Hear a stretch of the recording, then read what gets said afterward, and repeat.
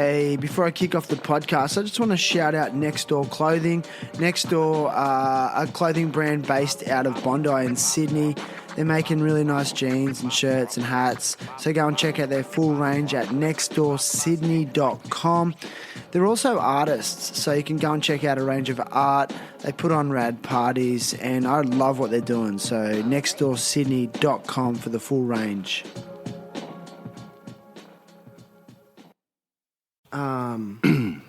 Yeah, I like to impromptu record because we catch some stuff. Our last one. Didn't catch that coffee. What? Didn't catch that coffee in time. I can't believe you did that. Mate, the world was almost over before it began. Kicked out. I'd be drowned in that pool if the girl came over. Have you got a coaster for that table there? Mate. There's a coaster on there. You are serious? You're terrified. Actually, and get rid of that sponge. It doesn't look good for the aesthetics. Just chuck it on. Like, oh my God, Athron. Where's my art direction career experience? Look at that. Thank you. Thank you. Look at this, Onok. Look at him. Making sure, keeping us honest. Thank you, Onok. Look at those gorgeous coasters. I know, dude. Listen, it's all about taking pride in your coasters. I feel the pride. Yeah. What were we talking about? Oh, we're just talking about a time where the mainstream news, that was it. That was your ticket, your window to the world. And then like how these days, there's so much more. But that old generation still, they still look at that as the absolute solid truth. The funny thing is with that stuff, like, there's this really weird sort of position where you would think that with the access to information we've got now, it's broadened our understanding of how big and vast and different the world is. But now, because of all the stuff that's becoming very apparent, but all the algorithms and the way the internet is shaped around you and your cocoon, and then it wants you to have conflict and it wants you to only see what it wants you to see to keep you engaged. Actually, there's this really weird irony that like people think they're getting a broader view of the world, but it's actually shutting them down even more to not even like a population version of the outside world, but a singular person version of what the outside world is. Does that make sense? Yeah. Yeah, like if two people live right next door to each other in the 80s or 90s, and they were both getting the same source, like mainstream news, whether they were watching, let's say Australia, you got three mainstream stations, 7, 9 or 10. Those two people living next door to each other are both, one could be watching Channel 7, one could be watching Channel 10. They meet in the hallway on the way home from work and they talk about the world, and they've got the same view because they're getting the same idea of what the world is based on their news source for that whole district. Yeah. Now, those two people bump into each other in the hallway. One says, the Illuminati constructed the corona, there is no pandemic, I've never seen anyone sick, based on all my research, this is this, this is this, this is this. And the other guy just goes, what the hell? Fuck you. Yeah. And then has a completely different view of the world. Super spreader. Based on what he researched 10 metres away in his bedroom. Because his cocoon of belief is based on the echo chamber that he's researching, and Google's just feeding into his algorithm head. And I know, and the irony, it's making us more divided, and it's making us more isolated than we've ever been. I've talked about it a fair bit on here, actually. Yeah, I imagine it would be a topic that's pretty heavily discussed. I mean, we talked about it a lot last time, because I think last time I just finished doing my 10-minute album, which is based on that whole concept. It was all... Short attention spans. Yeah, short attention spans, 1-minute songs, and then being in a world that's shaping our beliefs and actually making us more divided and alone than connected and together. And you want to feed that, though? Do I want to feed with? I just wanted to play. Are you just trying to adapt to the world around? I was just playing with the concept. I was like making a statement of like, well, everything is accepted in shorter bursts now. So here's a shorter burst of a song. Here's a 1-minute song for you to listen to, and within that song, I could play with the idea of why, what are the reasons behind this and all that. Or I could just be saving a shitload of time by not recording a full album. One or the other. No, I like that. Like I said, I remember when you did that 20 hours in 20 days. I love this. We've got the local offerings being laid out. It's the best. Hello. Yeah, Silakan, Papa. Silakan. Kami lagi rekamannya dari papa. This is the best. Yeah, okay. It's true. So, well, should we get started? Yeah, officially? man. Yeah, get official. All right, let's do it. So, this is for Clementine and Otis. Head over to indosole.com and get yourself some of their new sneaker sole slides. So, Indosole are not only repurposing old motor vehicle tyres, they are now saving old sneaker soles from landfill and giving them a second life, helping the environment in the meantime. They look rad as well. So use promo code THT at checkout for the 15% discount, or click on the link at terriblehappytalks.com and it will take you directly to the Indosole website in your region. Also, I talk a lot about the benefits of CBD oil. It's done so much for me. It's improved my life and my health dramatically, especially like in regards to reducing inflammation in my body. And also, it's really helped me develop better sleep patterns in a natural way. So if you go to crushorganics.com, that's KRUSHORGANICS.com, and use code THT at checkout, and you'll get an epic 40% off, which like makes a huge difference considering this product retails at around $200 a bottle. So those people that have been using it repeatedly, I hope it's really working for you, and I thank you for supporting the show at the same time. Thanks, everyone. Terrible Happy Talks. Terrible Happy Talks. Yeah, good to be here, man. Whoa. Submissive dominant lifestyle. 3, 2, 1. Alright, do this. Today's guest has been on the show a couple of times previously. He's an Australian musician, recording artist, creative, free thinker, and host of the Bent Planet docu-series. And he's also the founder of the Bali Rooftop recording sessions. The first time he was on the show, we delved into his journey to find his biological father, amongst other things. The second time he was on, he gave us an update on that journey and the resolution that he found with it. And he's also playing at the Ubud Folk Festival in Bali this coming weekend. And today he's with me in person in Canggu, Bali, to check in, share journey, experiences, challenges, and hopes for the future. Hopes for the future, that's a big one. It is, man. Do you have it? Mr. Athron. How you doing, man? Welcome, good to see sir. you. My brother of old school Christian cult upbringings. We were in a cult. We were born into a cult. Pretty much, you know. Look You at could us describe now. it like that. Look, we've come so far. We survived it. From those lounge room sessions where we'd run and play knock and run on the nearby houses. Remember that? I remember. Yeah. And roof rocking. Oh, Just to throw roofs, like rocks on tin roofs. Oh, we did that too. Nice. Just to fuck with people. Yeah, good. I feel bad. Sorry. Nah, if you were one of those people, well, we're sorry. You were a rowdy young teenager, mate. I was a little bit. Don't expose me like that. I loved it. I loved hanging out with you. They were crazy days. Funny, such a small time in our life, but so significant. Yeah. Oh, hugely significant. Yes. I'm really conflicted with religion. I don't know, In you're what not- sense? Whether there's a backbone of goodness to it, or Absolutely. I do think it's a really wonderful thing in a lot of ways, and it does, give a foundation of morals and ethics. It's just that I've struggled with my whole life, I think, but the ritualistic side of it and the dogma that it creates just really challenges me. I think it's really healthy to teach any child that's growing up, a solid basis of good morals, which, like, let's say Christianity that we grew up with, that thing that they call the fruits of the spirit, love, forgiveness, acceptance, joy, all these things that are taught to a child that are the basis of, Jesus' teachings or Christianity. Anyone that teaches that in any form, I mean, that's a beautiful thing to teach those things to a growing child. But if with that you're pushing the particular line of belief so strongly that it becomes indoctrination that loses the possibility of real choice, like where you put so much weight on it that if someone thinks, if I choose to move away or even think outside of this box, I will be full of shame and regret and guilt.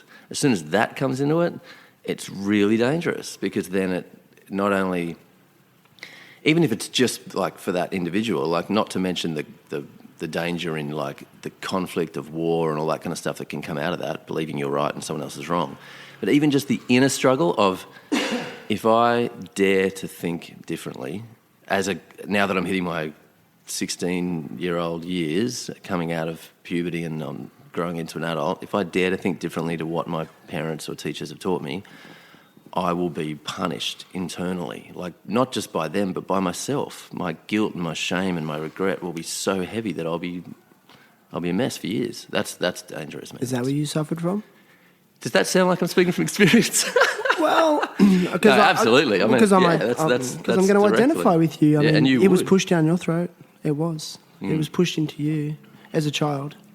Yeah, and I know for me personally, I can't speak for you because it was pushed into me a little bit. I think my mother pulled back pretty early on when she realised that. She doesn't go to church anymore. She's walked away from religion, but still the most spiritual human I know. Yeah, that's right. You were saying so. She doesn't lean into Christianity anymore, but she reads the Bible. She prays to a God of her own understanding. Okay, but she doesn't align with it. She might throw a session in at church every now and then, but she walked away from it. See, that's a beautiful place to be, like to take those fruits of the spirit that I was talking about, that if she's taken the good things the good morals from that she believes is the right way to live and approach other people, and then just do it in her own way and understand that it's not like an absolute black and white, has to be this one specific God and set of rules or nothing. Like if you realise you can walk away from that and hone into your own belief and understanding, that's great. That's awesome that your mum did that, because like a lot of that generation really were unable to change their mind. But I want to go back to the guilt and shame thing. Like guilt and shame are feelings that I have battled with, especially shame, and I didn't even know how to identify it for many years, but I've identified it now. It's like a default setting for me. Every time I make a mistake, I go into this form of shame, like you're worthless, you're useless, you're a bad person. That's my inner narrative. And I always wondered where it came from, And I really feel like it came from, my time as a child going to church. I was told to feel shameful about things like masturbation or having premarital sex. Like that was those are big concepts. Like, and they're big ones because sexuality is. I just feel like you need to speak in the mic a bit more. Oh, gotcha. Sexuality is such an overwhelming part of a guy's existence through his teenage years, getting used to what that is and what the feelings are and how to control them and what to do with them. And if you add shame to feelings of to natural growth feelings of and understanding your own body and what you if you add shame into that and guilt, it's really powerful, but in a really negative way. And such an awkward time as it is. Yeah, exactly. You want to, you as a kid, you want to be able to talk about that stuff openly without guilt or shame, so that you can understand what it all means. And that's the thing. A lot of those religions, they prefer not to talk about it openly. They prefer to just set the rule. Like similar thing, like my mum said, she didn't have an open discussion about sex education. She just said, you should know that touching yourself is really wrong and it's sinful. And Jesus is aware if you do it, and God's watching you. And you're only going to be doing it if you're thinking sinful thoughts. Yes. So immediately, that's what you're talking about. Like that shame is like, that means that my thoughts are sinful. So and they're sick, and I'm sick. I've got sick thinking, dirty thinking. And think about as a 14 to 16-year-old boy, as you're just the sexual overdrive is just building. You look, the substitute teacher walks in, and she's younger than the normal teacher, and you're just sitting there with a little stiffy in class going, I hope she doesn't make me stand up. Everyone will know. You got that much testosterone hormone flowing through, you're getting 1,000 stiffies a day. And then you're going home just feeling so ashamed, Jesus knows. Oh, yeah. It's wild, eh? What I'd give for those stiffies. No, I'm just kidding. I'm just kidding. No, man, it's interesting, dude. Yeah. And it's you're one of the very few people I feel probably the only person I talk to about this stuff. It's a pretty significant time, when I mean, my mum went through I went through a lot more with my mother later after meeting you, but that particular time that we met and hung out was like, you know, I suppose if someone's listening, they haven't not aware we were hanging out. Like I think I was aged 7 to 9. Yeah. So it was like 6 months to a year.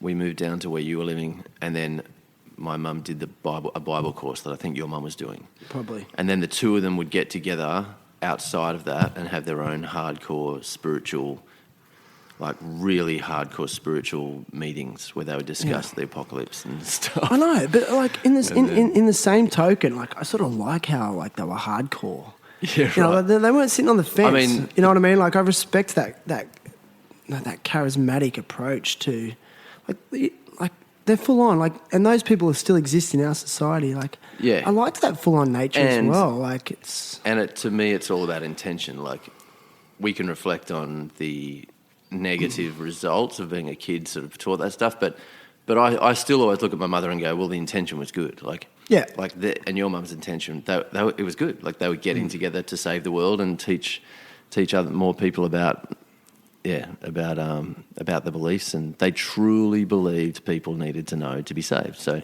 you do have to understand the intention behind it for sure.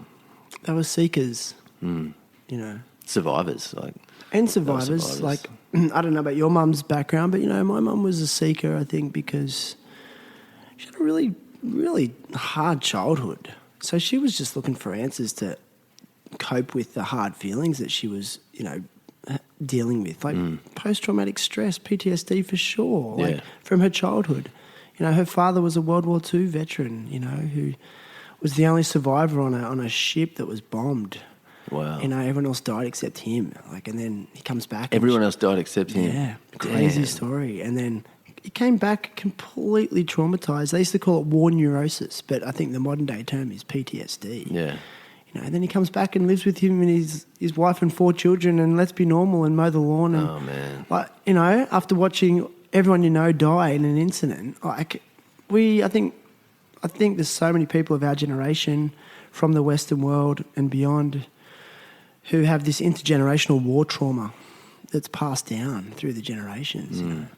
I mean, that's a big reason why our mothers got together, because you know, they weren't just two totally random people in a massive church. Like, you know, I remember the church, the place where the Bible study was happening it was a massive church, the Fraser's Church. There were hundreds of people there, but there's a reason like two women like our mothers found each other in that group and then started meeting outside of it in a house with a small group of other women, because they were all, and I noticed that later in my life too with my mum's, the groups she always clung to, they were always made up of very, very emotionally broken, traumatized women who were often single parents or just on their own, didn't have a partner to bounce off, and they would get together to have these incredible, you know, prayer meetings that weren't just about healing each other, but it was about giving each other purpose, because they were saving the world, right? So it's saving the world and supporting purpose. each other where it wasn't in a time when it wasn't really that open and accepted. It's more accepted now for women's groups and things like that to occur. So I think it's quite admirable what they were trying to do in terms of looking for solutions for coping with a really hard life. Yeah. As opposed to the other solutions that many people refer to, and it's, you know, numbing behaviours like drugs and alcohol. And they were trying to, like, you know, face these issues with rigorous self-honesty. And yeah, like religion does sort of work into that. It's quite a obvious one. Like when everything's been stripped away from you and life feels unbearable, it's very comforting to feel that you can turn to some entity or a higher power to give you this feeling of emotional support when you've got nothing else. Like, yeah, the only thing I'm really saddened by with it all is that leaning into the higher power and believing that higher power will heal all, it did block the option of just getting counselling, like of just seeing anyone on the earth that could really help you get through your emotional trauma. And it's really good to hear that your mum sort of found more of a peace, obviously, with her beliefs. But that was something that always saddened me about my mother, was that she always relied on the higher power to heal her, and therefore she never really healed. because, it's like that old parable of, or an old, there's that classic story where someone's lying on the side of the road. I can't remember what happened, but they're dying on the side of the road, and someone walks past and asks to help, and they say, no, I've prayed, God's going to heal me, and that happens 3 times. Keep going. Yeah, the next person comes, asks the same thing. No, I'm fine. God's going to heal me. Next person, same thing, and then of course the person dies from their whatever, gets to heaven and says, I thought you were going to heal me, and they said, God's like, I sent 3 people to help you out. What are you doing? And that's the classic case of that's how I felt, that a lot of the people that leaned too heavily into Jesus healing them of all trauma. I'm sure that if there is a dude upstairs, he's like, there were so many people around you that were offering advice or wanting you to see a counsellor, and you denied that opportunity. Yeah, I can see how it could put the blinkers on or breed an element of ignorance, right? Yeah. It's funny, I was just thinking about that story, and I'm just sort of also thinking, man, damn this life. It's whatever we're doing here as humans, life's hard. Life's so full on, man. I sometimes just get overwhelmed by it, and I'm in this real phase personally of just really surrendering more and more. And when I do that, life just gets better and better. And there's another old parable about the Chinese farmer. Do you hear about that one? Can I tell it real quick? Was it an Englishman, an Irishman, and a Chinese farmer walked into a bar? Or? How does that one go? I don't know. Tell me. I want to hear that one. I have no idea. Yeah, and it's he's on a farm, and him and his son, they find all these horses, and they're like, "Oh my, congratulations! You're going to be the richest people in the village, and well done," And the farmer's like, "That's an amazing thing." The people in the village are like, "That's amazing thing." He's like, "Oh, maybe it is, maybe it isn't." And then the next day, the son is trying to break in one of these horses, and it bucks him off, and it makes him a quadriplegic, or it breaks both his legs. And everyone's like, "Oh my God, that's terrible! Your son's injured, forever. It's a terrible thing." And he's like, "Maybe it is, maybe it isn't." And then the next week, the army come around. His son's conscripted to go to war, and he can't go because of his injury from the horses. And and it's like, I'm not telling it very well, but it's like. And then the farmer's like, "That's an amazing thing." It's like, "Well, maybe it is, maybe it isn't." So it's like everything has its purpose. Yeah, every single thing could have a result coming out of it, or springing off it. Even if something seems like an amazing thing, that could have a negative result, like winning the lottery and becoming all your friends and family turned against you, or whatever. Whatever it is. Yeah. Yeah. So it's like, So when bad things happen, it's like, well, maybe you don't know if that's bad yet. You don't know if that's bad. Yeah. But when good things happen, conversely, it's like, well, you don't get too happy with that either. You don't know if that's a good or a bad thing either. So it's really just rolling with it. And I really feel like the last couple of years, through this crazy world of pandemics and whatever, and war and whatnot, I think rolling with it just seems like... it's a massive point, the surrender thing, and also it's something that someone has said to me a lot lately, someone close to me, because of my own personal journey of coming out of the pandemic and all the anxieties related to it, and career and all that. And they've just said to me, they've noticed, you always need someone close to you to reflect back at you what you're doing, because half the time you don't recognise it in yourself. And they were continually saying to me, "Look, you really are thinking too much about the past and the future, and not just what's happening right now that is good and positive." It's that whole surrender the past and the future, let that go, and just focus on all the beautiful, good things right now, because that actually will determine the future in the end. It's not, if you determine the now by the future, it's pointless. It's a backward cycle, right?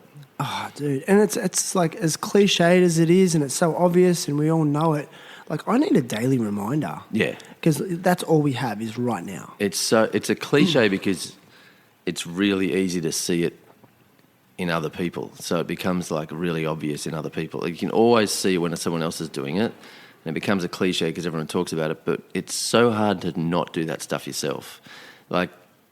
You can spend all day comforting your friends and telling them how amazing they are, but then when you wake up in the morning and feel depressed, you don't tell yourself the same thing you told your friends. You just, it's more likely that you end up just going down on yourself and and then you need the counsellor. And you need someone to come along and point it out and tell you a few cliches. It's good to hear those cliches. You need to get pulled out of your own spiral. Coughing. Yeah, and I think cliches are cliches for a reason because they're true. You're one of the very few people who's a musician living in Bali and has been able to sustain a living from that for many, many years. For what, at least 10 years? 10 years full time. Yeah. Longer. No, 13 now. Yeah, so... not including the pandemic, I suppose. Yeah, which is very unique. Like, not a lot of people are able to achieve that, You really set a precedence for foreign musicians in this country. And I want to know, during the pandemic, when the country was closed down and there's no tourists, give us a breakdown of the last couple of years as a working musician in this country. Well, as a working musician, it became the opposite of that because there was no work. So it was a real juxtaposition for me. Like, in one sense, it was devastating because overnight all the gigs stopped, and so many people have a similar story of just work ending or losing their jobs or whatever. But as a musician, when you base your whole career on, it really is a month by month. Am I going to have the same residencies next month? Am I going to be booked again? Where am I going to be playing at the end of the year? Is the gig in is my gig in Japan going to be on again at the end of the year? Is my gig here? There's so many ifs. Like, there's no certainty when you base your whole life on gigs, gig by gig. There's no one backing you. There's no insurance and all that kind of stuff. So you've always got that, like, I've been doing it for 10 to 13 years, but always with that thing in the back of your mind of like, oh, is this sustainable? Is it, but you love it. So you just keep driving it to get better and better and more needed so that more people will book you and in advance and all that kind of stuff. So when the pandemic hit, it was that real, it did go the worst way possible. Like, this is the time when you wish you had a career where you had insurance, or you were living in a country where you could at least get support, benefits to help sustain you through a period of no work. All those things that you fear by putting yourself on the line being a solo musician sort of come to fruition. The fear, because you're like, holy shit, I can't even just skip the country and try somewhere else because the whole world is locked down. So anyway, that's the negative side. It was really freaky, and it puts your whole mental state in jeopardy because you think, what have I done and what have my choices been to lead me here? But at the flip side, I stayed in Bali, and I think we talked about this on the last podcast. I got to go up north and live on my cousin's property because it was empty. Mm-hmm. So I was really fortunate. I was in this beautiful, peaceful little village on the coast, on a big property. And despite the lack of work and all that kind of stuff, I was able to survive and be in this incredible place where I just got to give into my creativity and focus on other things and slowly build up other forms of work with my video editing and all that kind of stuff. So, yeah, I mean, I'm a sucker for self-punishment. So my headspace dropped pretty dramatically in a lot of ways throughout that. It was a real roller coaster. Mm. But I have to appreciate the beauty of what I had as well. And now it's just climbing out of it now. It's not like it's over. Tomorrow is my first gig, like, back with a working visa again, which is awesome. But it's the first one, and it's now. We've got to see if things get back to how it was. But I've still got to, as that close friend of mine, that close person to me kept saying, look at the goodness in the now. The truth is, it's a lot of good things that came out of that. I've got to appreciate. Yeah, like I noticed that from an outsider looking in, it's like you almost became more creative, like outside of music. So that docu-series you created, Bent Planet. Can you tell us a little bit about that, like the concept and how it came about and what you're trying to achieve with it? Yeah, well, I mean, one of the rabbit holes, besides sort of outputting music and all that kind of stuff, and I went deep into creating music videos and learning how to video edit in the downtime of the lockdowns. And then for entertainment, at night, I started going down the rabbit hole of true stories on YouTube. So I actually started with police interrogations. I started watching like just YouTube footage of police interrogations. They go for like 3 hours, and I was just and you'd watch them. They're fascinating. Like why? What'd you find fascinating? Well, one, they're so far out of the realm of my experience. Like I've lived a life where I've always wanted to live 1,000 characters' lives in one. You know, like you've never been interrogated? Because I love writing. I've been interrogated by my mother and by a school principal. I was saying, you never had a girlfriend? Okay, sorry, yes, no, you are correct. That's the most sexist thing I've ever seen. You are correct. Shit. Or a partner of any kind. So I went down this rabbit hole of police interrogations, and then that led into just watching true stories online, and then I found like one particular storyteller online that I just became addicted to. This guy called Mr. Ballin, and at the start of the pandemic, he already had like 2 million followers. Now he's got over 6 million. It's really simple, but he just tells true stories, talking to the camera, of generally horrific crimes or really dark, mysterious, spooky shit. All right, and they're addictive. Like, it's incredibly addictive listening to these stories, and I love it. And as I'm watching him, and I've got time on my hands, and I'm getting better at video editing, I was just thinking, man, I know a lot of people with really fucked up stories. Like, a lot of people with, like, crazy-ass stories, especially my cousin who was the first guy to get me to Bali. His group of mates, they're all ex-military, and they've all gone on to do incredible work around the world, whether it's like, you know, demining in Cambodia, or, you know, coordinating food drops in Somalia, and having to deal with Al-Qaeda and all this kind of stuff. They've got stories that have always blown my mind, and I've sat around listening to them telling their stories. And I thought, well, as someone that loves this genre, I'm now looking online. Where's another good storyteller where telling a story I haven't heard yet? Gotcha. And then I was like, well, I've got a bunch I could tell, and I saw the size of the audience that's into this stuff, and I was like, well, the audience is there, and as opposed to my music, where you're just another folk singer amongst millions trying to get your music out and trying to get heard, and people have got they're killed for choice when it comes to hearing new music. There aren't that many good stories out there that you haven't heard before, so I was like, well, I'll start telling mine, and so yeah, that was the inspiration behind getting it going. And then When you say telling your stories, they're not your personal stories. They're stories that you know about that haven't actually been really shared. Yeah, sorry, no. What I mean is stories that I know through other people's experiences. There's a lot of my own stories that I might tell in the future, but for now, it's not really about me. It's about telling other people's stories, and there's something really nice about being able to push a platform that isn't about you and your story, actually. Like, which music always is. It's always your own story. Like, listen to my music. It's so annoying and so cliche to, you want to hear my new song? Like, it's this whole thing of like pushing your emotive story on other people by trying to share your music.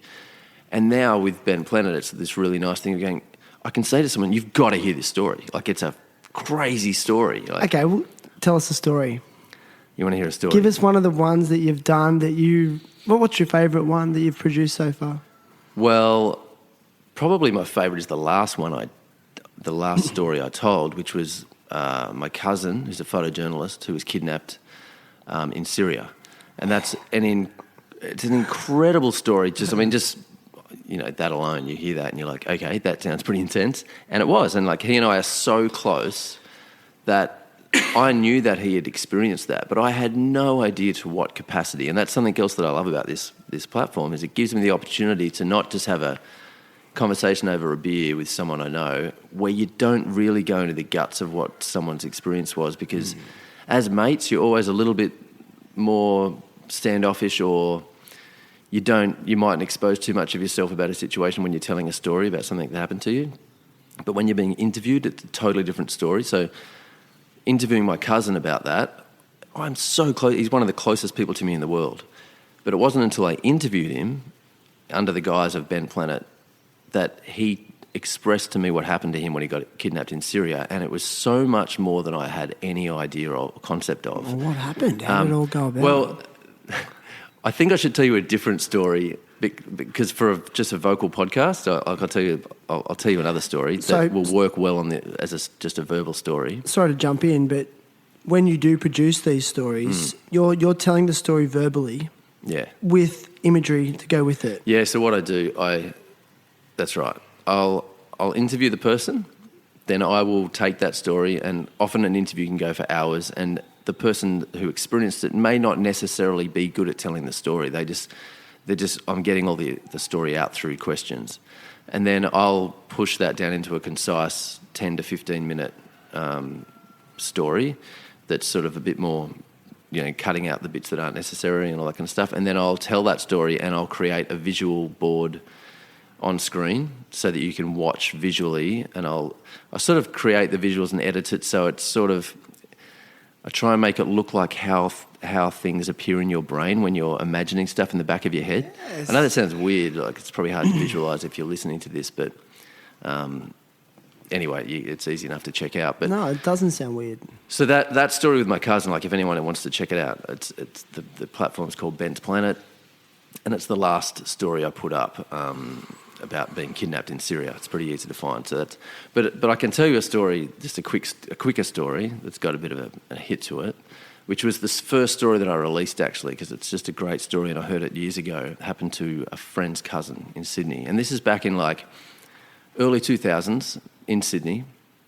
I grew up in the Blue Mountains, which is about an hour west of Sydney City, and the train line between where I grew up and Sydney City. It was pretty sketchy back then. Like it was at a time where like late at night you wouldn't want to be on that train because it goes out through all these western suburbs and it stops at really quiet, sort of spooky, eerie platforms and in areas where there was lots of like homeboys, that kind of like real, suburban gangsters. Guys that just wear real, the baseball cap. Back then it was the baseball caps and the big, happy sort of floppy jean pants, like the big wide jeans. And these guys, I got mugged a couple of times myself out on those train lines and beaten up. And there's guys that live in those areas that just, they want to beat you up for the heck of it, let alone steal all your shit, So you don't want to be travelling late at night on your own. Anyway, this story's about this girl called Susan, and she was working in the city and she would catch the train back out west after her shift, and she would generally do it in rush hour and the trains were full and there's no drama.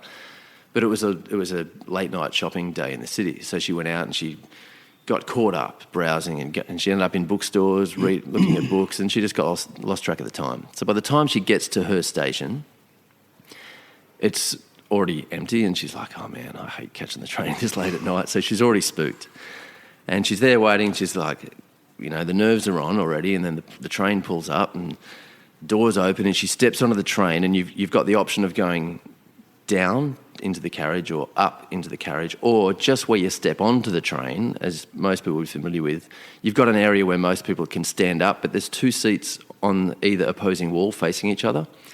And she could see as she stepped onto the train that there's three people already sitting in that area. So she's like, oh, good, I'll sit near people, I feel safer. And they were sitting opposite. So she sort of steps to the left and then sits down in front of them. So she feels like, okay, there's people around, that's good. Puts her bags of shopping down and then glances up and immediately gets hit with this, oh my God, these are the exact people I wanted to avoid. There's like three people, two guys and a girl, full homeboy, full suburban gangsters, like the kind of people that you just do not want to run into out on those platforms. Two guys sit either side of a girl. The guys are like, sort of got that real sketchy, like look like they're like dodgy, like they might be on something. Kind of, they look very sort of agitated and not cool.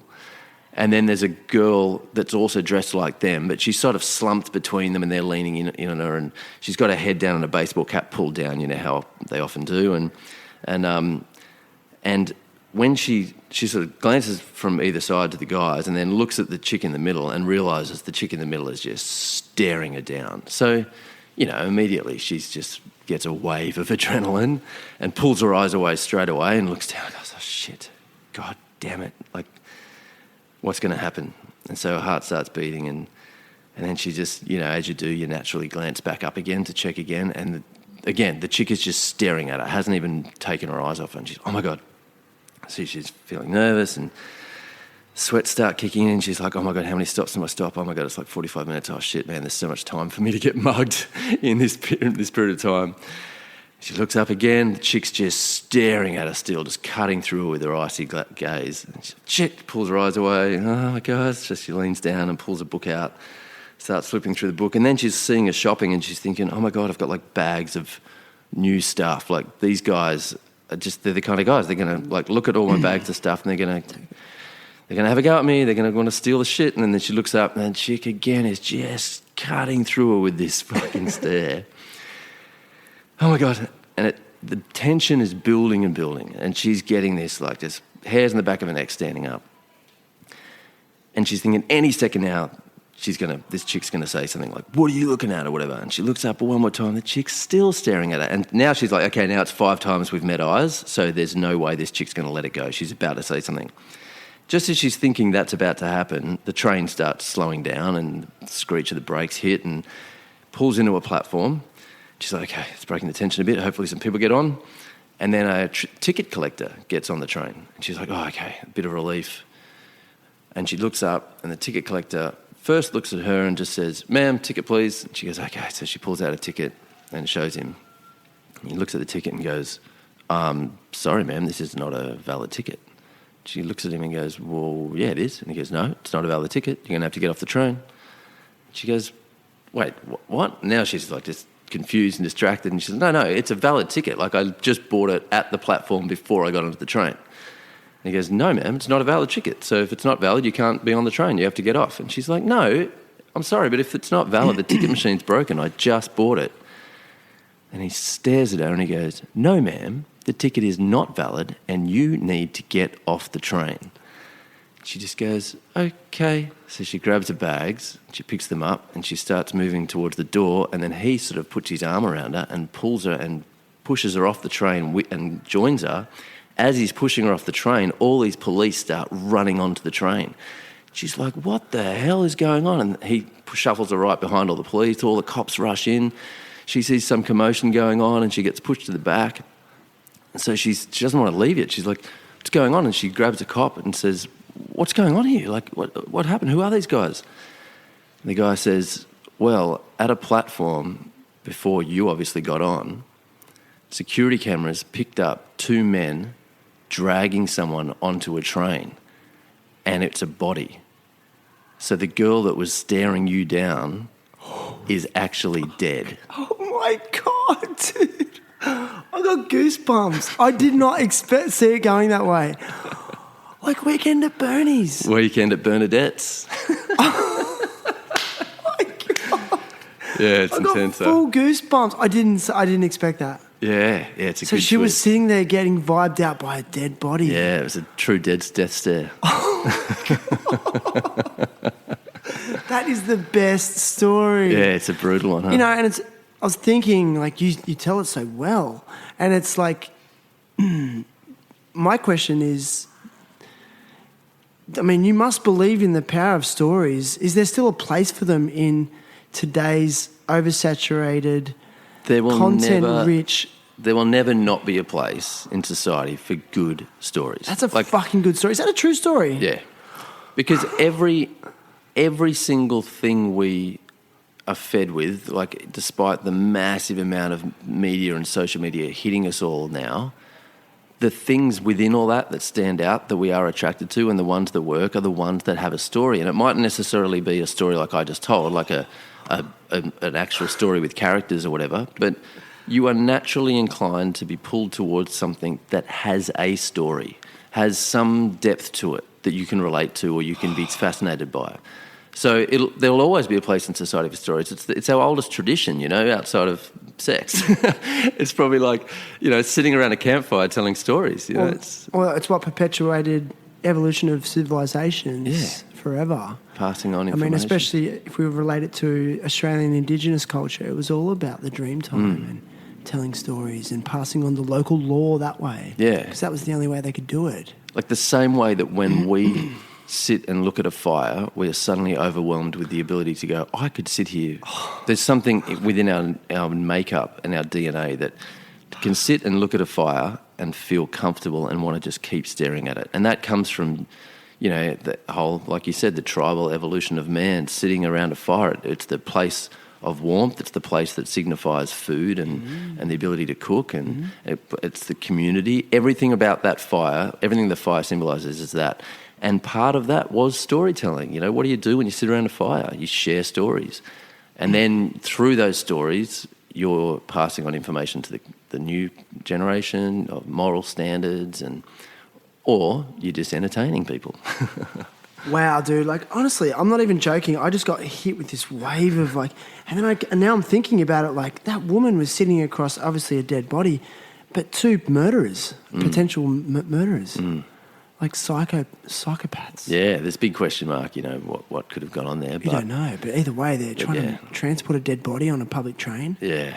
Weekend at Bernadette's. Oh, we shouldn't joke about that because, no disrespect, if that story's linked to someone that listens to this, sure. Obviously our condolences, but that's the funny thing is with that story, it's morbid as fuck. And the interesting thing is, it's nowhere near as bad as a lot of the other stories I tell in terms of what someone went through. Like, at the end of the day, she was freaked out, but there's something about the punch line at the end of that story, the darkness of it, that really affects people. It's it's a real puncher. But a lot of the other stories I tell are much more traumatizing situations people have gone through. But I think it's the overall story that's quite full on rather than just that hit at the end. Do you think it's the truth factor that makes them so engaging? For sure. That's a big part of it. Well, how do you authenticate that, though? Yeah, that one's a tough one because that one's just they didn't want to do an interview and go live with it. So that's probably out of all the stories I've told, that's probably the least it's just one of those things. I know it's a true story, but that's the least I'm able to authenticate it.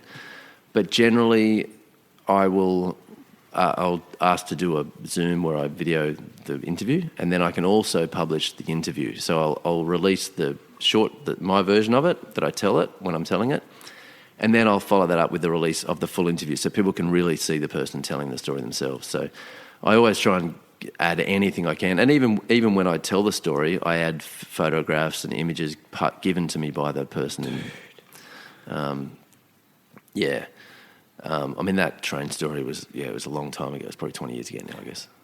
But that's not that long ago. 20 years is in the whole world of stories. Yeah. I guess. That train format that you were describing with the multi-level. Those trains are still being used in Sydney. They're the same trains. Actually, I'm just doing because I was just back in Sydney, doing a bunch of stories out of Sydney, and one of the next stories I'm doing is on sliding doors. It's like people that have been in experiences where they could have gone one way or the other, and just based on one small decision, life could have been very different. And one of them is the story of my grandfather and one of the worst mass death incidents in Australia, which was the Granville train disaster. Train that came off the tracks. Where the overpass collapsed on the train? That's it. Yeah, the train derailed first, and then the third and fourth carriages plummeted into the pillar beneath the overpass, and then shortly after derailing, before anyone had a time to get off the train, the bridge, the overpass collapsed. A sequence of events, yeah. Yeah, brutal. And I'll tell you now, my grandfather, he caught the same train every day from Blue Mountains, where I grew up, into the city. The same train line as that last story. Every morning, same train, same time, same seat, with the same three other friends. That was just the tradition. They'd all meet at the train station, they'd get on, they'd sit on and it was, they were early on the train, so they had a better selection of seats. And they would sit on the same four seats without fail every day. He was an accountant in the city. One night, his daughter, Trish, my auntie, came by unexpectedly and kept him up late chatting. And normally he loved he took a lot of homework home. So he always did a lot of work at home the night before. But he was up all night talking to her. So the next morning he woke up early and he went, you know what? I'm going to catch the earlier train just to get into work and get that work done. See where this is yeah, going. you can see where it's going. Keep going. So catches the earlier train, and then, of course, he hears this news flash on the radio that the train's derailed in Granville, and his carriage and the seat he would have been sitting on was completely crushed, so he would have been killed. So first of all, that's an amazing sliding door right there. Dude, a literal So, sliding of door. course, after he calls his wife, my grandmother, and says he's alive and says he's okay, he then proceeds to call the families of the three mates to wish his condolences, because he knows they were on that train. Every single one of them missed the train that day. Oh my God. Yeah. This life is a trip, dude. I know, isn't it? I mean, And they were meant to be on that train. yeah, and there's always the flip side to these stories, is that there's always the people that probably caught that train and they didn't usually catch the train, and there's a horrible flip side, but it is beautiful to hear the stories of survival, the positive sliding doors anyway. Yeah, and for me, it's just this real stark reminder that we think we're in control of this life and this world, but we're really not. You don't There's know so when, many variables. when that's going to something like that's going to happen. The bit we've got control of, I guess, is the bit you were talking about before of the surrender and the mental. The mental attitude you have within the moment, that's the bit that's your choice. And it reduces mental suffering. There's no doubt about it. Like I'm only suffering when I'm ruminating on past events that might have been painful. That's when I'm suffering. Events that happened, even if they happened 2 minutes ago, I can't change them now. And I also suffer when I'm worrying about what could happen in the future that actually hasn't happened. That's when I'm suffering. It's such a big one, isn't it? Yeah, and I'm not suffering when I'm in the middle. Yeah. I like talking, like right here, right now, talking to you, I'm not suffering. Yeah. And it's, again, these aren't original concepts, but for me, personally, I need this daily reminder. I need to, if I don't keep reminding myself of that. And I find that when I do this daily reminder of that concept I just relayed to you, it's like this reprogramming, rewiring of my brain, and it does become the default setting. So that's the thing. It's really about retraining the way you think. It's amazing how the stress about the future. Often you're stressed about. You can be stressed about a particular event that may, let's say for an example, let's say I was nervous about a gig, and the gig goes for 45 minutes, say. Like, if a gig only goes for 45 minutes and I'm really nervous about it, and I spend 2 weeks being nervous about something going wrong that will only last 45 minutes, where's the balance in that? And you're better off just focusing on the now and rehearsing for that 45 minutes and focusing on that 45 minutes, making sure you're prepared for it. And then if it goes badly in that 45 minutes, okay, well, it did, but it only went for 45 minutes. Why waste 2 weeks of your life thinking that might happen, But I think the irony, as a musician, don't musicians epitomise present moment awareness? So when you're singing a song, you're only really focused on playing those chords and getting those lyrics out. You're not thinking about the bills you got to pay tomorrow. Well, that is... Are you? And or are you? You're absolutely right. And there's a funny sort of catch-22, I guess, to that.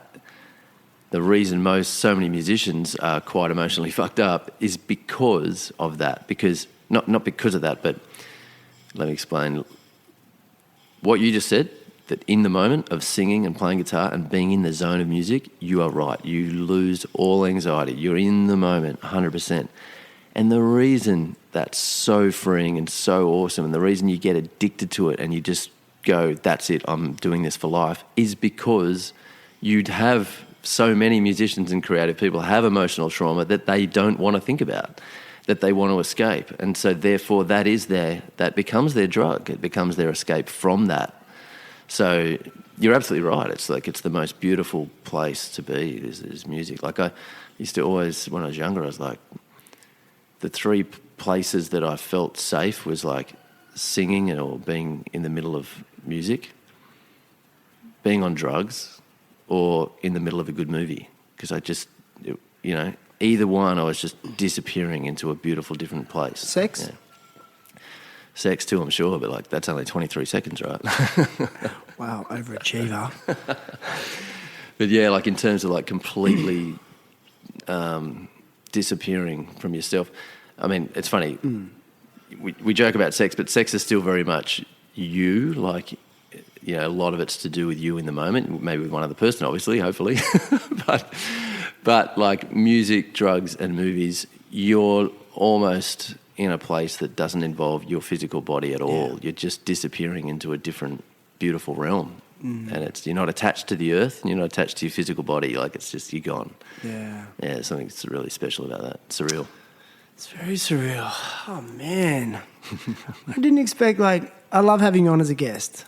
Like, and I just really think you've got a great voice, obviously, because you're a singer, but the way you present ideas, they're so concise. I think that's why I enjoy having you back on. You know? Thanks, man. But I love chatting with you. I love it. But I've just really thought about, like, because I think a lot about, you know, the state of our culture in regards to content. So there's been such a shift in pop culture where, like, you know, people really are just, all they do is they watch YouTube more than ever. They're watching TikTok clips more than ever that go for short periods of time. And I often think about, like, the quality of content. You know, I think I heard a story about how there's less movies being made than there ever has been, and things like that. But just sitting here then listening to a story being told, there was no visual, which I think is a bit of a cheat in a way. You know, like, even with the podcast, I didn't want to go into the visual aspect too much, because I feel like when people are just listening to the audio, they're forced to use their imagination a little bit more and visualise what that person looks like, and then it's more authentic and has a more profound impact on them. So I haven't had a story told to me like that in a long time. And I must admit, like, my mind was just creating all these visions and ideas. I could see the train and that girl staring at her. I knew the exact type, and she would have had baggy pants on and she had a hat down on. I visualised the whole scenario. Yeah, that's a big reason why with the visuals I do on YouTube, I've specifically, I mess with it so it looks a bit dreamy. I don't want it to be too clear, and I don't want to tell you what it looks like. It's the little prompts, right? Yeah, it's sort of a cloudy. I try and put onto the screen what the way your brain sort of just melds stuff together, and you get this sort of blurry idea of what's going on. Yeah. The question I was building up to, though, is, do you feel there's the lost art of storytelling is falling by the wayside, or is it evolving?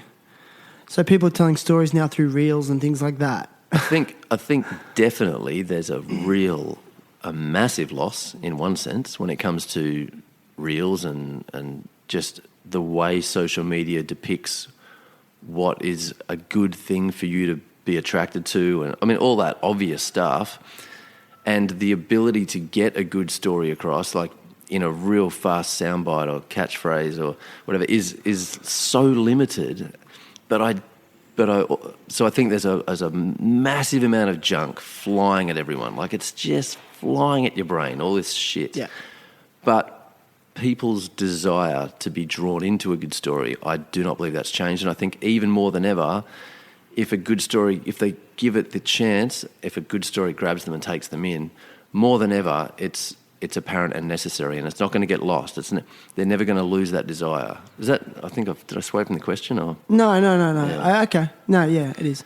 Yeah. Like, there's more junk than ever, like, disguising the good stories, I guess. But there is, but there's an art to doing it. Like, the way you did it then, like, it was so refined, and it can tell it takes practice, and it's a skill set, you know.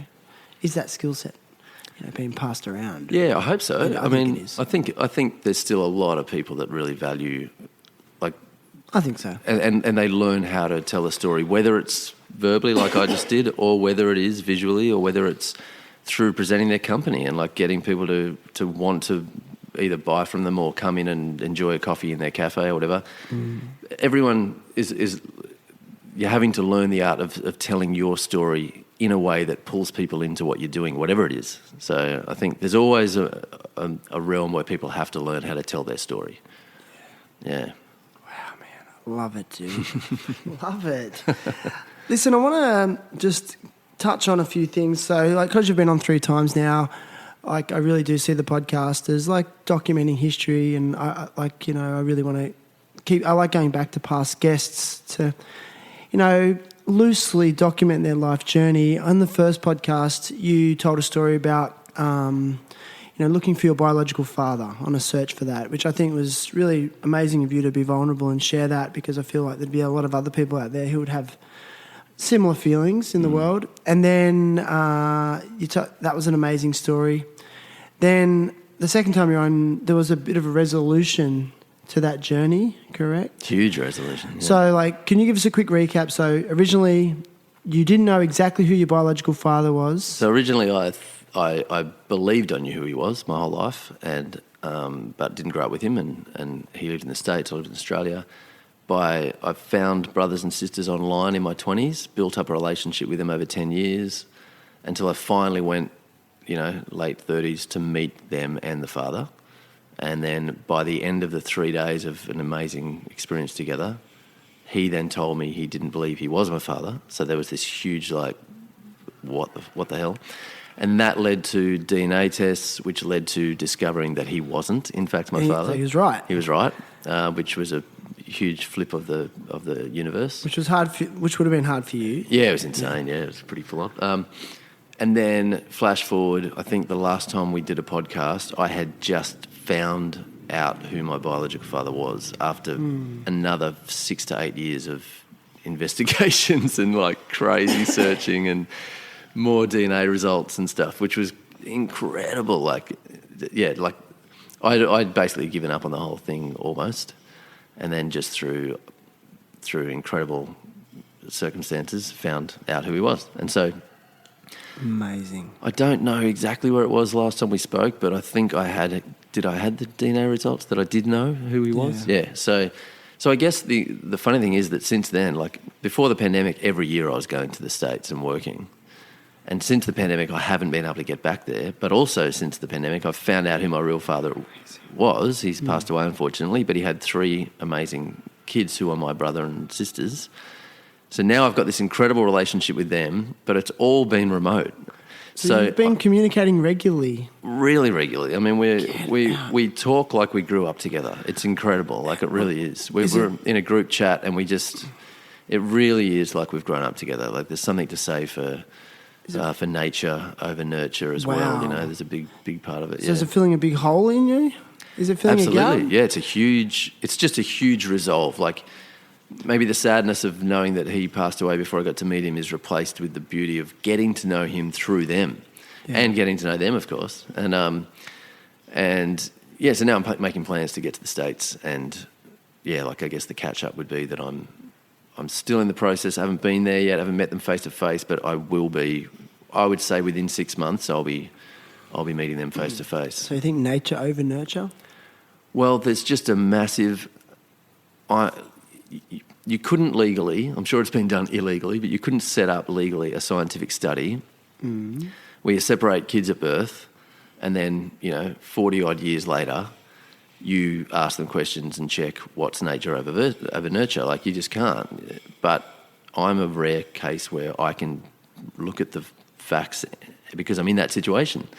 And these are brother and sisters that I haven't grown up with, and what are the similarities and all this kind of stuff. And it is amazing, like our similar humour and just the way we get each other. Like, even the humour alone, like, we're just right on the same page. Wow. And then hearing all about my father character traits that I'm like, my God, that is me. Like, incredible. Well, because you have a bit of a condition called restless leg syndrome. Restless legs, and didn't you find out that he had that as well? Well, yeah, like in the Zoom conversation with I tracked with all the information I'd done. I had the massive, detective board on my wall of, family trees and stuff, trying to pinpoint who my father might be. And when it finally came down to a Zoom conversation with a woman who I knew I was somehow related to, but no idea how, I'm presenting her the whole story and going, is there anyone within the realm of your family that, may have hooked up with my mum 40 odd years ago? And in the end, she's like, after looking at all the evidence I'd put together, she was like, I think my brother could be your father, which would make me your auntie. And I'm like, wow. Then she goes, is there any chance you suffer? First she said, do you have flat feet by any chance? And I'm like, I've got the flattest feet on the earth, basically. And she goes, and then it came up, like, do you have restless leg syndrome? And I'm like, yeah, like extreme. It dictates my life. Still? And yeah. And she was like, yeah, well, they're two sort of genetic things that could be passed on. And my brother had both of those. Plus, I've got these really weird fingernails. Like, my friends call me the claw because wow. See how my nails are curved? Yeah, ape-like. Yeah, ape-like, gecko-like, or whatever you want to call it. But it's that must be good for picking the guitar. Actually, they're not. You'd want it to be, but they grip it the way that you don't want it. Anyway, one of my friends was like, you should send a picture of your claws to your possible family before we got the DNA test done. Send a picture of your claws and see if... And so I did. I took a photo of my fingers, sent it to them and went, I know this is weird, but, like, did your father have fingers like these by any chance? Because this is random fingernails. Yeah. And the sister writes back and goes, look, we didn't want to say anything, but we had already zoomed into a photo of your hands and gone, oh, my God, he's got Dad's claws. So, yeah, like, that's true. Yeah, and then we got the DNA and yeah. Here's a question. Like, do you feel love for them? Oh, huge amount. Yeah, and from them. I think the most incredible thing is that it could have been anyone, and it could have been another story of, like, I didn't expect love. Didn't expect anything, just wanted to find out who it was for closure. But to find them and receive so much love, like an unbelievable amount, they couldn't offer more, is incredible. So, and that's equally reciprocated by me. Yeah. Wow, man. Yeah. Such an interesting guy. Yeah, pretty wild journey. You are so pretty interesting. Wild journey, that one. Yeah, it's a great one. Thanks for sharing it. Can you just give us a quick recap of the restless legs, just to satisfy my own curiosity? Is it a neurological? Yeah, it is. Disorder. Yeah. I mean, so is it related to central nervous system or? Yeah, well, they still can't pinpoint exactly. They can find a lot of things that does cause it, because a lot of people get it to a degree, like a little bit, from lack of iron or lack of magnesium, or there's lots of things that can cause it. But when you've got it as extremely as I do, there's also a really major level of restless leg syndrome that is, they just don't understand it, but they believe it is neurological, that it's a misfiring of neurons from the brain to the lower half of the body. So your legs will twitch or move around? No, it's that they don't move involuntarily. It's that you have to move them to appease the pain. So, like, the longer you're inactive, i.e. trying to sleep, the longer you're still, the more the feeling builds up. It's like it's literally just building and building and building up, like this feeling of, like, deep electrical itching, like you've got itching powder and electricity and ants all crawling around through your nervous system in your legs. That's what it feels like, and they just get more and bigger and more and more and more until you just go, and you just got to jump up and move around and punch your legs and massage them and move around. And if you're doing that all night, you don't sleep. And meanwhile, your head's just desperate to fall asleep. God, so it really screws your brain. Been a few songs come out of it. Yeah. So has it led to insomnia? Oh, yeah. I mean, I've had years of lack of sleep, but I found the one thing that helps for anyone out there, if you've got access to it. For me, the one thing that's natural that helped is kratom, which is someone else was talking about kratom. Yeah, it's a tea, isn't it? It's a leaf. It's a leaf that's just ground down into a powder, and you just mix it with hot water or put it in a smoothie or whatever you want, and you drink it. Hits the opiate receptors, so it's it's not legal in all countries, so you have to be aware of the legalities. Pharmaceutical companies hate it because a lot of people use it instead of pharmaceuticals to deal with anxiety or pain relief, or it really helps with a lot of things. Yeah. But like anything, you've got to know your dose and you've got to treat it, with respect. And honestly, it's the only natural thing I've ever taken that allows me to fall asleep and have a good night's sleep. And I only found it a few years ago. Wow. So, have you tried CBD oil? I haven't had a chance to try it properly because I live in Indonesia. But if I get to the States and I'm staying there, I'll probably give that a really good red hot go. Legal in Australia now. Oh, it is? Yeah. Okay. Prescription or? No, just... Oh, really? Yeah. Yeah, because I heard talking about it earlier. February 2020, I think it was legalised. Ah, okay. That's awesome. So like has virtually like really low or no trace elements of, or very small trace elements of THC in it. Yeah. But it's all the other components of cannabis in it. And for me, someone who's really suffered from just poor sleep in the course of their life, through like consistent use of it, it's done this thing to my central nervous system where it's like, I wouldn't say suppressed it, like, because I still have the same amount of energy and can go about everything as normal daily activities, but it's kind of just like balanced everything out. Yeah, and wow. And it got me into just really, through consistent use, just got me into these really good sleep patterns and going to bed making me want to go to bed at good times and then going into that deep sleep. How long did it take to get to a balanced out point? Like, well, I mean, it's sort of a balance. Well, then to the point where like I don't even use it to sleep anymore. I don't even need it. Like just because my body's, it's like it's reset my central nervous system. Wow. So like I think at first it was like I would use you notice the effect of it from the first time you use it, and you just go small doses every day for about a week, and then I just noticed throughout that week got better and better. And then after a week of doing that, I might not use it for a couple of weeks, and I mean, it's really helped with anxiety as well. Like. Well, that's great. But it's a natural way of doing it. It's not like this miracle cure to things like anxiety and sleep. It's a good supplement to helping with those things. Yeah, you should be doing other things like exercising and eating well as well. But yeah. There's always a whole all-round view of things that need to be done to. But I heard the kratom is really good, and also I heard they're going to make it illegal, but purely for like political reasons, like because the pharmaceutical companies can't regulate it and they can't profiteer off it. There's that, and also the palm oil industry wants to get all the kratom farmers off that land. They want their land for palm, the palm industry, palm oil industry. Is palm oil the most evil farming practice ever? Yeah. I've spoken to one of the farmers directly, and that's what he was telling me, that there's a lot of pressure to kick them off the land by the palm oil industry, which is really sad. Yeah, so there's lots of. I mean, there's always so many things involved, like so much political corporate bullshit when it comes to like trying to just get access to a natural remedy for something. So yeah, it is pretty scary if it becomes totally illegal. Yeah.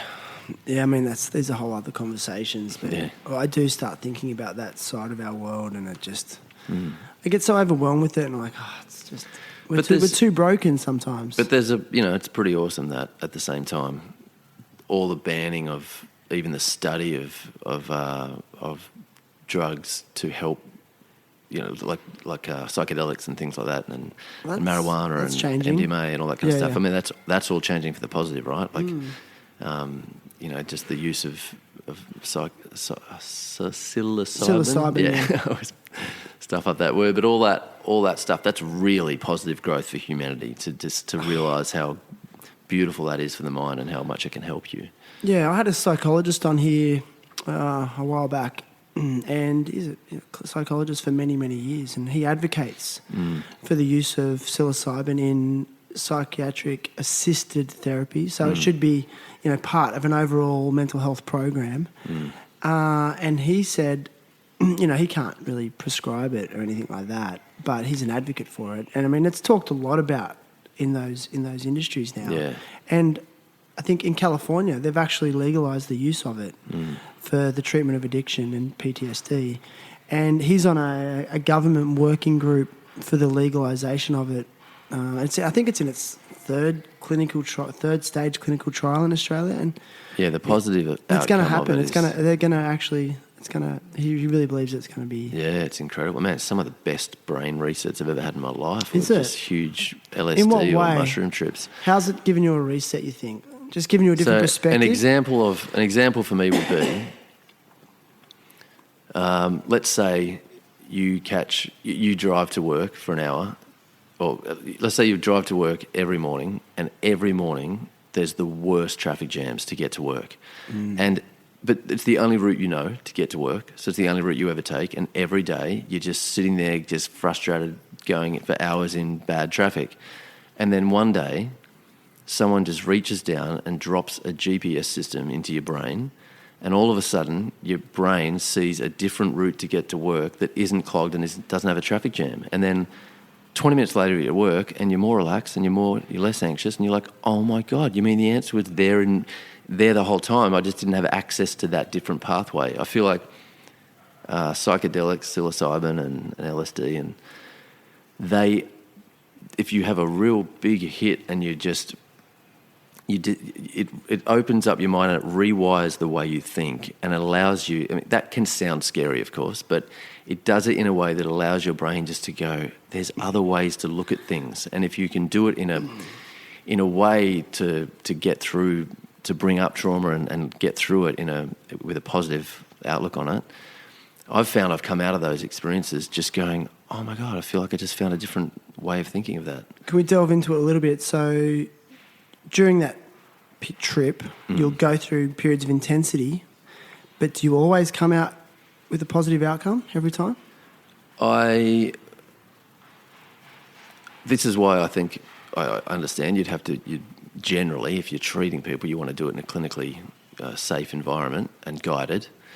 I had one really bad trip when I was in my 20s, mushroom trip, but also I think a lot of it's to do with the attitude going into it. Like, I was just doing it to party, really, and I had way too much, and I completely just lost it on mushrooms. And Mixing it with alcohol? I might have had a few beers, but I just did way too much, and I wasn't going into it wanting to explore and become a better person. I just wanted to get off my head, you know. So it freaked me out, and then I came out of it, and every time I thought about that experience, it freaked me out.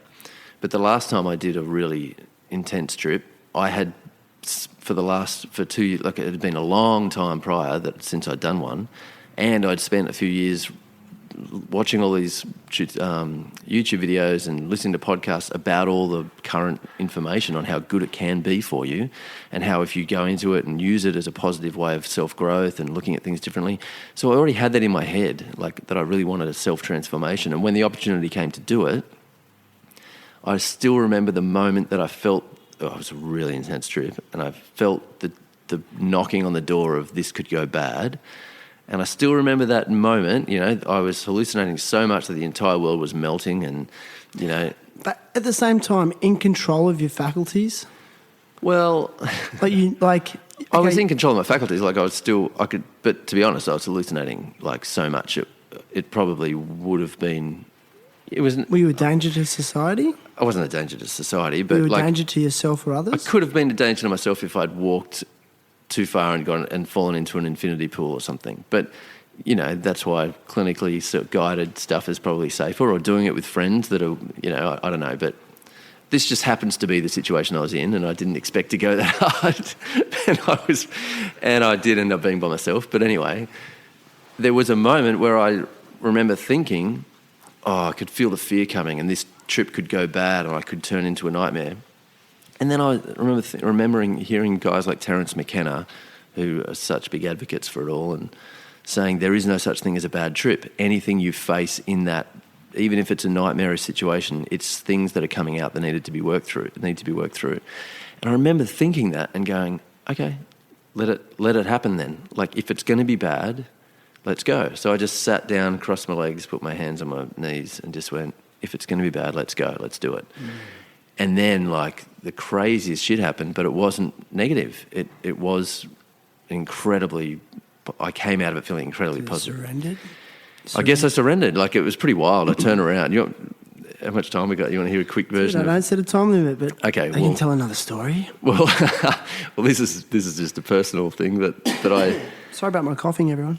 I basically, at that point, when I was younger, I did a lot of LSD, and I never saw stuff that wasn't actually there. Like, you might be looking at a tree, and it'll sort of take the shape of a huge, you know, figure, and like, you'll look up at the stars, and the stars will look like they're weaving in and around each other and swirling around, and things like that happen. But I hadn't actually, like, literally seen a physical object that didn't exist in reality. Like an apparition. And then this moment, as I gave myself into the whole trip, I turned my head, and sitting over about 5 meters away to my left was this black dude. Like, it looked like like some tribal guy had all paint on his face, and his hair was up in this like incredible sort of style, and wearing sort of just nothing, just robish kind of old school clothing.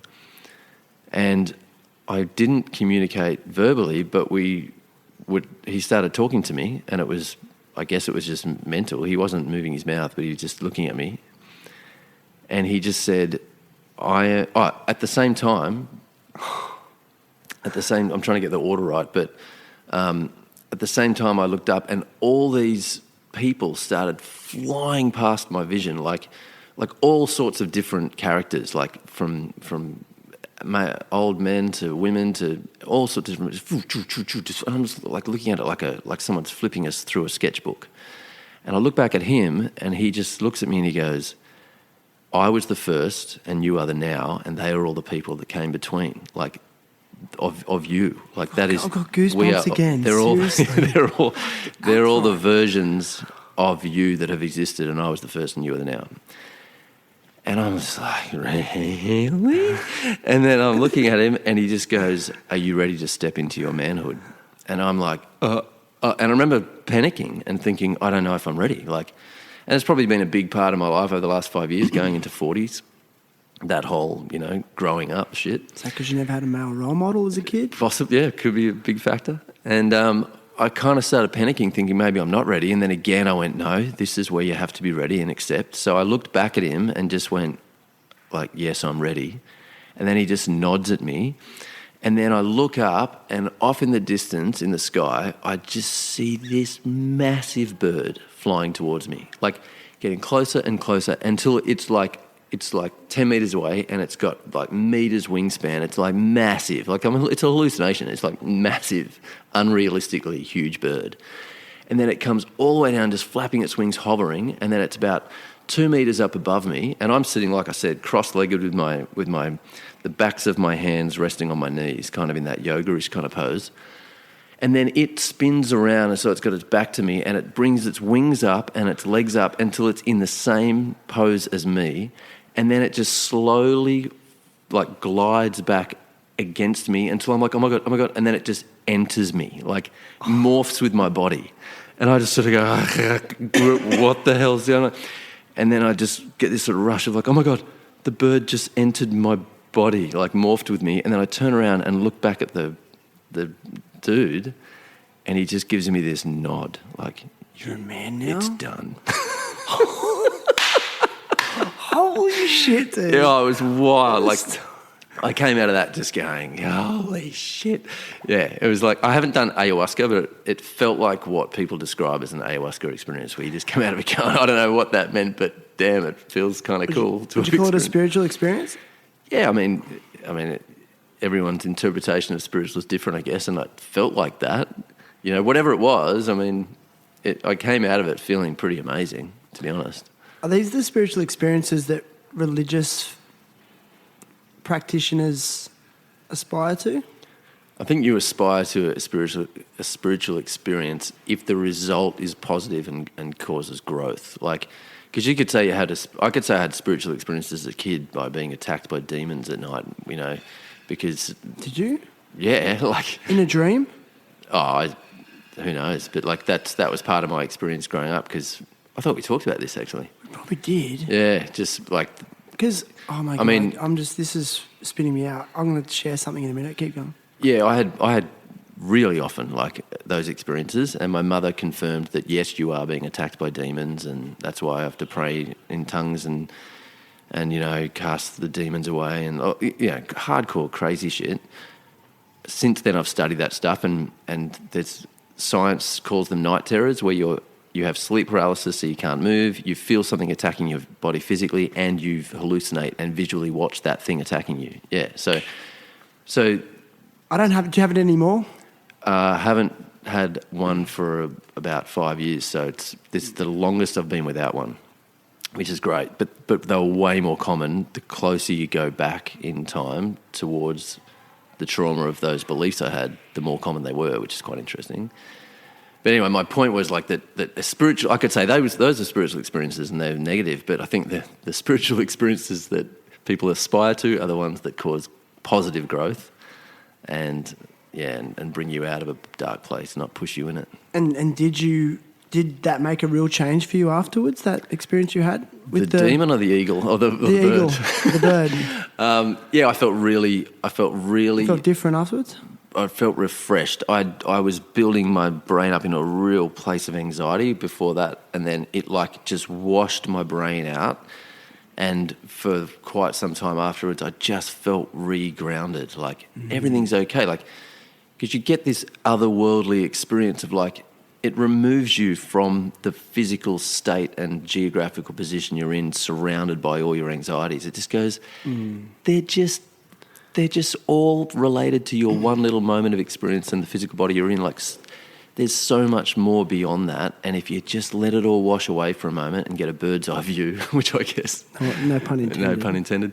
Then you get to refresh that brain and like get that GPS system and look at a new way of... Look at things differently, you know, from a new perspective, and cut out the shit middleman. Yeah, wow. Yeah, that analogy of the GPS system's amazing. Was that experience under psilocybin or LSD? That was LSD. Okay. Yeah. Do you think there's a difference, or is it creating the same experience? I've had... I think they are quite different drugs. Like, they're both both cause hallucinations and everything. But I think they both can have that same effect. I'm just talking from a user. Your own experience. I'm not. You're not proclaiming to be. I'm not giving any medical advice, but from experience, I think they hit the same part of the brain and they open up the same part of the brain and give you the same ability to have an experience that does, just open you up and have some positive outcome. Like psilocybin's from the earth. But they're different. The hallucinations are still different in their effect and the way... As intense? Oh, they can definitely both be as intense as each other according to how much you take, for sure. See, my perspective, psilocybin's from the earth. Yeah. LSD was manufactured. Yeah. Do you feel like a psilocybin trip is more authentic? I have felt on psilocybin that I've been more connected to nature. Like, I have. Like, there's just something about it when you're looking at trees and the earth, and you really feel connected to nature. And I think that probably does have... there's a role played by the fact that it is mushrooms and it is from the earth. LSD, I've still felt connected to everything, but more in a mental, spiritual sense of like, we're all just part of this great big picture, and it's all, you sort of view it as this whole big picture. But I think you're right. I think psilocybin connects you literally to the earth and nature in a little bit more of a bridging way. Like, yeah. Have you seen the documentary Fantastic Fungi? Yeah, it's incredible. Yeah, that animation that they create about the stoned ape theory. Have you heard of that? And again, it's so well animated and described. It's really interesting about the role of psilocybin in the evolution of man. So when like primal man used to follow herds of bison around through the fields, and the bison would shit everywhere, and the mushrooms would grow out of the cow shit effectively, and then they would eat them as a source of food, and then they were having these hallucinations and trips. But then it also prompted them to learn how to communicate in other methods, and that was when the development of language started to come about. That's the theory. Yeah, those well explained. Yeah, thank you. And whether or not that is true, I think it's a great theory, and it whether or not it's true, it still makes sense that could have happened to me after having those experiences, because you just come out of it like with a whole new palette of understanding. It's like you've only been using one colour on the whole board, and then you come out of it and you've got an equal amount of the whole rainbow of colours on the palette, and you're like, oh my God, I can reach over and mix the yellow with the blue now. And yeah. And also, like, this is where I feel like the universe put you in my life for a reason. I mean this, like, you talked about your night terrors and stuff. Like, man, I'm going to share this. I don't know if I've shared it on here before, but you really prompted it. But yeah, as a little kid, like, you know, maybe 3 or 4, you know, developing those first memories, I had the most profound dream that I can still to this day remember as clear as day. And I had a babysitter at the time. My parents were out of town. And it was when my parents were still together. You know, they separated when I was pretty young. They were still together. And I had this dream where I was in this house, and this house always had this dark feel to it. It was an old house in a town called Nowra. And I just never felt good in there, you know. Even as a little kid, it just had a yucky feel. And then I remember I had this dream one night, and I was in the driveway of that house. I don't know if I can tell it. I'm going to cry if I tell it. You can do it. You can cry too. You're allowed. I remember that. That's the house that I would go to, right? I think so. Yeah, I remember that. Yeah, not telling it. Yeah. Don't feel like crying today. You can let it out, man. It's obviously a powerful moment in your childhood. Huge. I mean, that whole period, man, was just such a formative part of our years. And like you said, you were even wondering earlier if parts of your feelings and anxieties are linked to that, and clearly that's the case. I mean, that's such a huge part of your growth. Yeah. And then I won't go into the dream, but like in terms of just being like from another universe, like, and then like going into like throughout my sort of teen years and early 20s, yeah, I'd have sleep paralysis all the time, where it's like I'm awake in my body, my mind's awake, but my body's still asleep. Yeah. And you just feel like I just have this feeling something was pressing down on me, or something was literally, some entity was getting me, and I was like struggling to wake my body up. You know, it was terrible. Isn't it interesting that we both were brought up with the same really overstimulated belief in spirituality and demons? Yeah. And we both experienced those night terrors and sleep paralysis because as kids, what that did was reinforce the fact that, yes, demons are real, because at night I get attacked by them. So and then your parents confirm it, or your parent. Yeah. So of course you're left. Like, that's traumatizing, man. Well, I just think it made me learn from a very young age that there's a whole other realm, that there is a spiritual realm that needs to be constantly acknowledged. And again, like as you have been, I've been constantly drawn to Bali. And it feels like the most spiritual place I've ever experienced. Like, even when we just started the podcast, like these local Balinese came in to lay out all the offerings and do their thing with the little temple that has to be in the house. You know, they're honouring the spiritual realm daily. And I guess I just feel it. Like, I feel connected to it. I always have. Yeah. Do you believe so you believe that those experiences with the sleep paralysis and with all that and the dream and everything that you were going to talk about, do you believe that is connected to spirituality? I think so, yeah. It's too profound. It's too vivid. Then I sometimes think, is it linked to childhood trauma? You know, and my...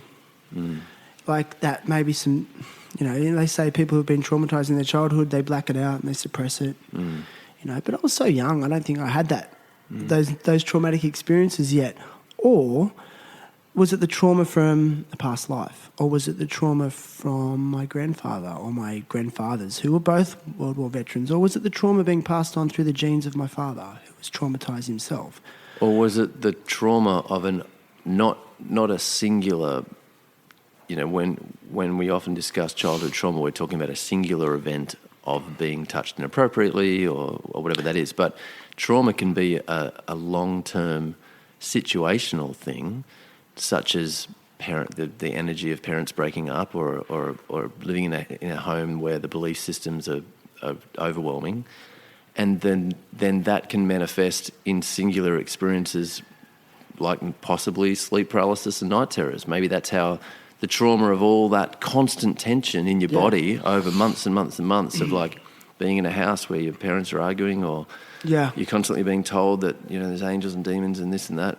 Maybe, this is just a theory, maybe when you go to bed at night and you try and sleep, it all manifests into this incredible moment where suddenly you feel paralysed and then you start hallucinating. I mean, I don't know which one it is either. I'm still... The jury's out for me. Like, I've really studied the science side of it, saying it's night terrors and sleep paralysis and it's hallucination. But like you, I remember I've had so many of those experiences, man. Like, and they are so real in my brain. Like, I can still remember them so well, and they were. For me to convince myself that there was nothing in the room and nothing actually pressing down on my body and nothing, it's very hard to convince myself of that because I know how it felt. Yeah. And there's not too many people you can verbalise it with. No. Going, you've got fucking issues. Yeah. But here's another side of it. I haven't had those things for at least 10 years.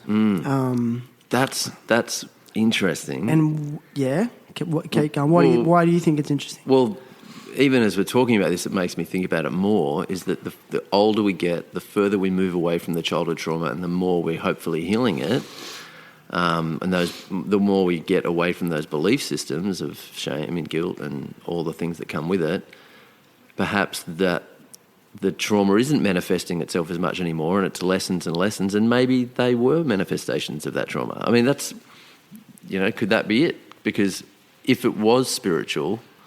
If it really was spiritual, why aren't they doing it anymore? Why are they going, oh, he's getting older now, I won't hassle him as much? Well, I've got a theory. Okay. Yeah. So about 10 years ago, I made this decision to stop using any sort of substance, drugs or alcohol, okay? Not to say that I was a full-fledged alcoholic, but I think I drank alcoholically. Didn't drink every day, but when I did drink, it wasn't for the taste. It was just to get drunk. Every time I drink, I would get drunk, because I was chasing that feeling, that numbing, and it would provide this like sense of like ease and content, and the noise between the ears would switch off for a few hours. Yeah, sure. And so I decided to stop drinking, which led, and little did I know that I thought that my life would get much better. But what it did was all of a sudden I just, started getting healthier and my brain started working more efficiently and I became more sensitive to the world. And I went through this, it was a really raw period, like for many years of just raw, having to sift through myself and my identity and learning who I was as a person, And, the decision to stop drinking was more because I just felt shit inside. I wasn't happy with who I was. I felt like I didn't know myself. And the non-drinking wasn't so much about the alcohol. It was just about, it was time to just be honest with myself and face up to some of my own bullshit. Yeah, and I did. And then it led me on this journey of like, well, this is really hard, like being sober. I've got no escape here. And it actually led me to developing some form of spirituality, like to find that comfort in knowing that there's something looking out for me. And it really helped. And I started doing things like praying, and I'd go to AA meetings and connect with other people having the same feelings, because, most alcoholics, it's really not about the drugs or the substances. It's them managing mental illness for many, many years through that, but more maybe in extreme ways, and my behaviour patterns matched all that. I could really identify, So as the journey's progressed, that peace between the ears is really settled in. And all of a sudden I have a real sense of identity. I know who I am and I'm really content. I like who I am. I never had that my whole life. It's so important. Fuck you, Athron. Yeah, it's huge, you. man. It's a huge... I hate you. Man, they're positive. I hate you. They're positive tears, dude. Don't worry about that. It's really weird. You're cracking me open. But yeah, so it's like... Because with girlfriends in the past, or my I guess ex-wife, like she would say I'd have night terrors, like you were yelling in your sleep, you were yelling at someone, or you were screaming, or you're kicking the blankets, or you were having a fight in your dream or something, and you were punching the blankets. It's like, what? I had no idea I was doing that. I don't have that anymore. I very rarely have a bad dream. See, that's awesome. And I think it's because I just feel this just soul peace that I've never felt before. Yeah. That's amazing, man. That's really good. But it's tenuous. Like, I'm not saying that, I'm cured, or I suffer from the human condition that we all suffer from. I just feel like that when you do delve into that rigorous self-honesty, it pays dividends, but it's really fucking hard as well, especially at the start. And then I think a lot of people just go, I don't want to face up to this. I'm happy to live with the disease, and I'm happy to live with, the discontent and and be ignorant. And full credit to those people. I wish I could do it. It's it's just not me. I had to face up to it because I didn't want to live like that. It's great that you did. Like, and you know, we're never 100%. And the moment you think you've reached 100%, you've kind of just stalled your journey of growth, and you're not really going to grow much further if you don't think you can. So there's nothing wrong with acknowledging that you've grown, and then also being aware that there's a lot more to go.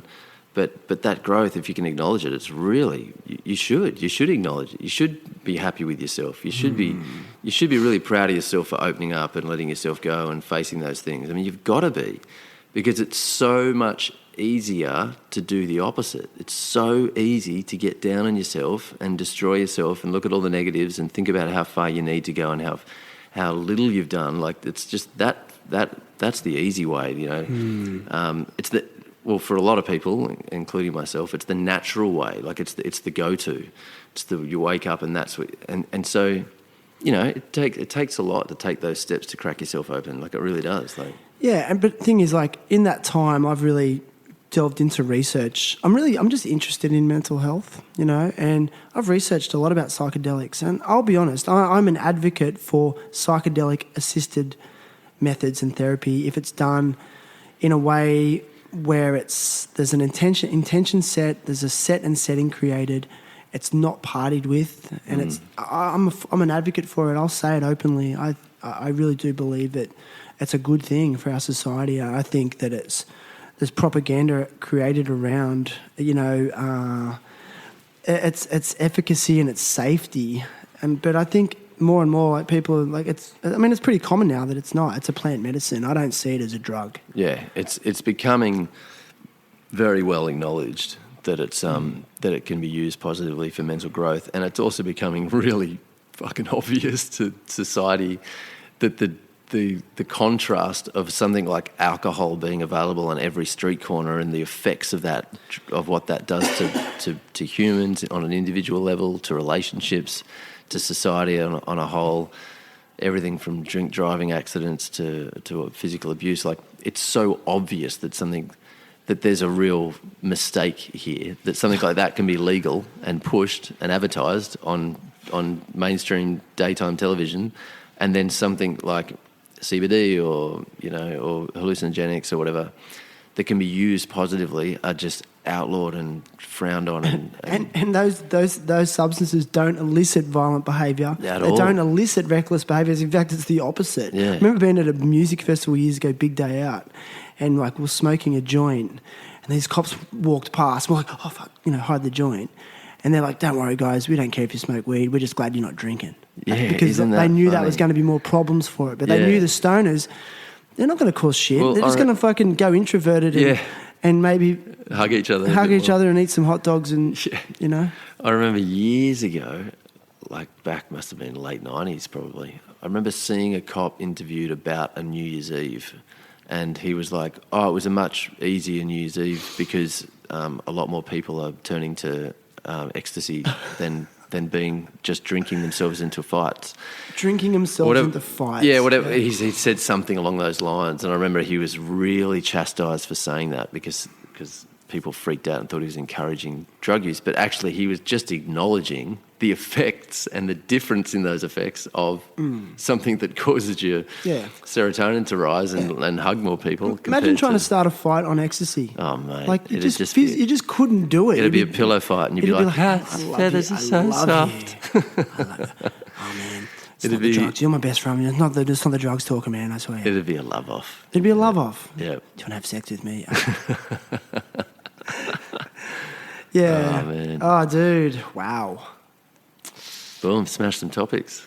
Dude, smash some topics, and it's like, for me, it's actually, I was sitting here talking to you and listening to you, it's like, it's just quite healing for me being around you. Oh, man, thanks. You know, it's not too many people, like, it's those people in your life that know who you are and know where you've come from. Mm. You know, they're precious, man. You know, so I'm really, really grateful to be around you today, and thanks. And it's just been an epic episode. And man, back at you, exactly. I feel the same way, and I think that link we've got to that particular part of our past is such a strong.